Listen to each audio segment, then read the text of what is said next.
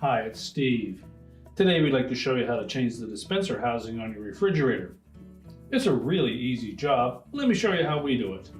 Now to do this repair, since we will be working near some electrical circuits, the first thing we need to do is to disconnect power to the refrigerator. So either pull it far enough forward that you can unplug it, or locate the electrical panel, turn off the appropriate breaker, or remove the appropriate fuse. Now once we've done that, our next step will be to remove this drip tray. Simply grasp it, pull it forward, and that will expose two mounting screws that secure that housing to the freezer door. Using either a 1/4-inch hex head or a Phillips screwdriver, remove these two screws.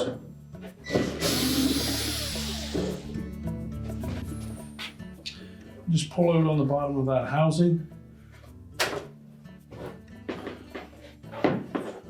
and tilt that around enough that we can access the wire harnesses that are attached to the back. So first we'll disconnect those two wires that attach to the actuator switch.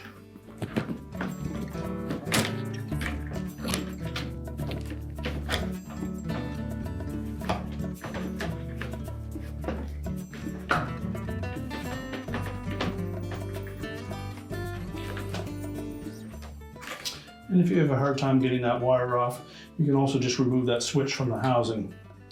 There are two plastic tabs here. Simply spread those apart while lifting up on the switch. And then you can grasp the switch easier and pull that wire off. Also need to disconnect the wire harness to the display board. Simply lift up on that locking tab.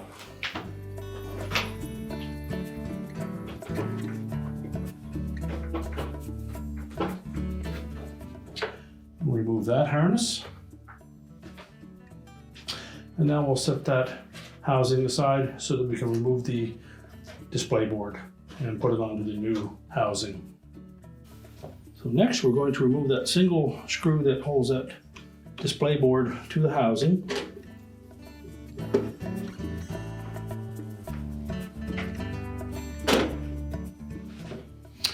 And then it's held to the housing with 4 clips on either side. So we need to gently spread those clips out to release them from the board. So we suggest taking a small flat blade screwdriver and just pry that clip against the upper board gently while lifting up on it.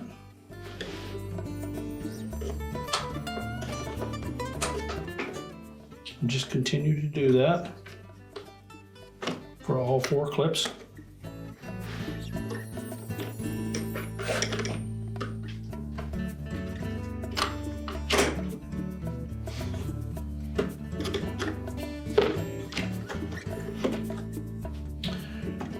Then lift it out, and we'll just set that aside for now. So next we're just going to flip that over. And what we want to try to do is to remove this overlay. So take a thin blade putty knife and just try to get in under one edge.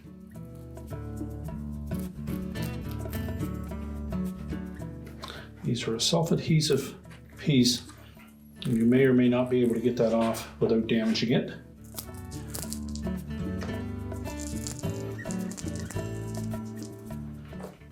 So the more gentle you are, the better chance you have of success.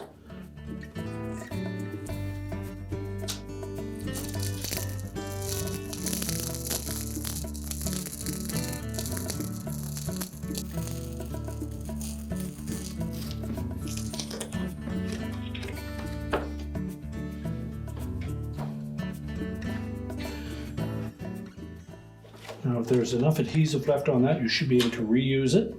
So we're going to carefully set that aside, laying it face down. We can then discard our old housing. And we'll begin by installing that overlay onto the new housing. So we want to line it up carefully.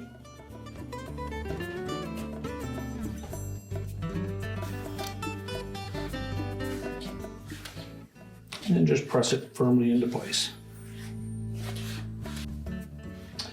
Now we'll turn that assembly over, and we're ready to reinstall that display board.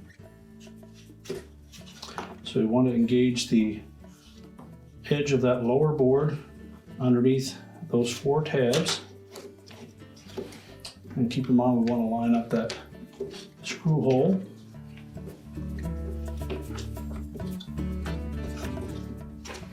So with that properly lined up, we just need to press in on that lower board and just use enough pressure that it will drop in behind that clip. If you wish, you can take a little bit of pressure off that clip using a flat blade screwdriver.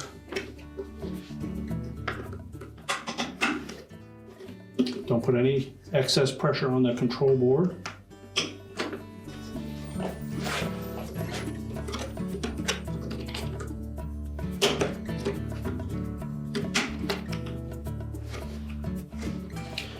Just ensure that all 8 of those clips are engaged. We'll install the retaining screw. And now we're ready to take that assembly and put it back on the refrigerator. So our next step will be to reconnect the wire harnesses. We'll start with that large one on the top. We simply need to line it up with the connector on that display board. And then press it firmly into place. And next we'll attach the wires to the switch.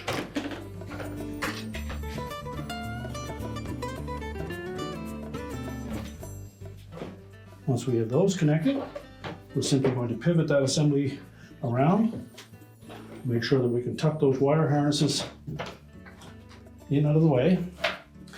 There's a small catch up at the top here to capture that large harness. So just make sure you tuck it in behind that.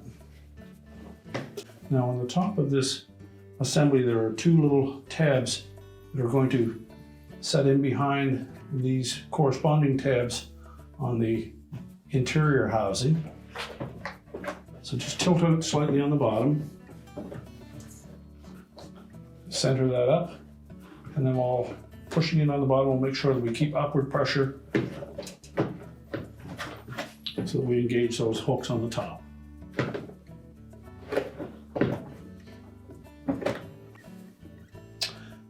And then we'll get the 2 retaining screws for the bottom.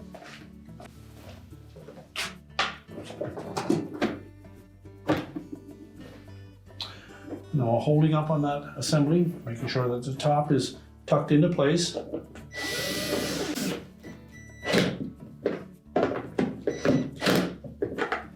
We'll slide our drip tray back into place.